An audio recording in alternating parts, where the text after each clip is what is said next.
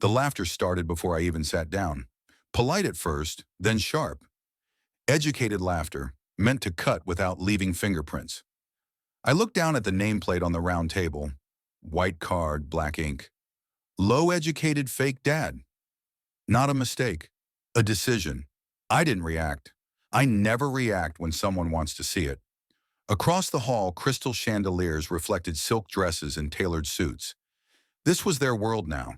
Degrees on the walls, titles and email signatures, words like legacy spoken by people who inherited everything. I raised my son with calloused hands and sleepless nights.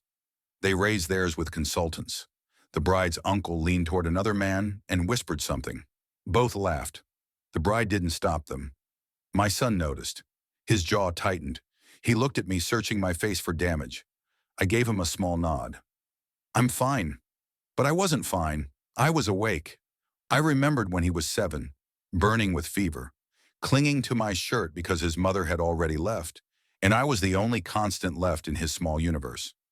I remembered teaching him multiplication at the kitchen table, apologizing for my accent, for my lack of books, for not being educated enough. He never cared. Not until today. The betrayal wasn't my son's.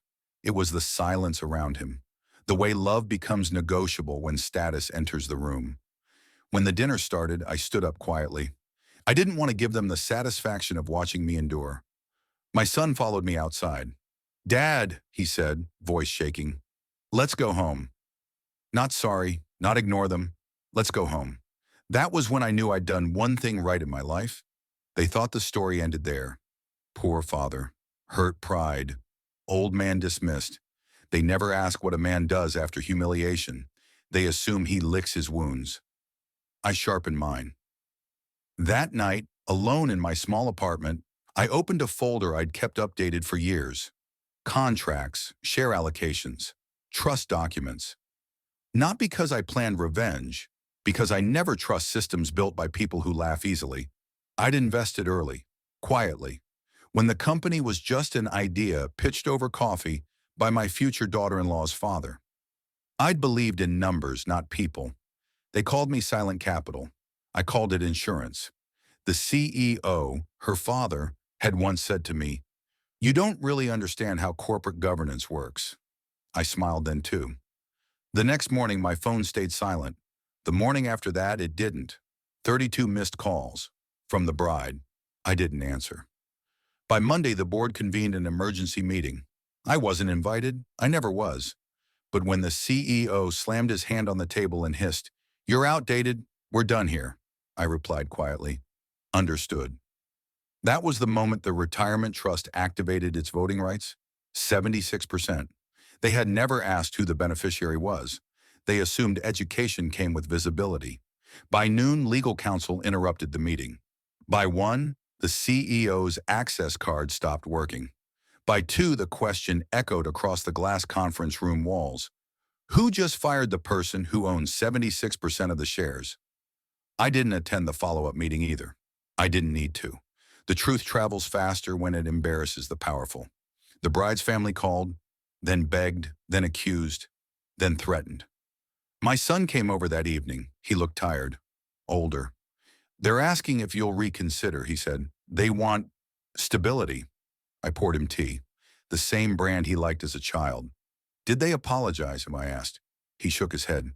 Then nothing to reconsider. The confrontation came publicly, at a press briefing meant to calm investors.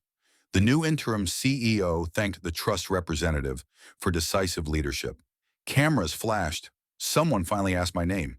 I stood up from the back row. No suit, no degree pinned to my chest.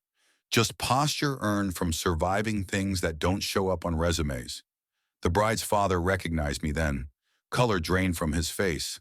I said nothing. I didn't need to. Power doesn't announce itself. It arrives, quietly, permanently. Later that night, my son called.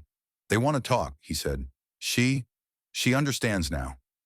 I looked at the city lights through my window, thought of the nameplate, the laughter, the silence. "Understanding," I said, "is not the same as respect."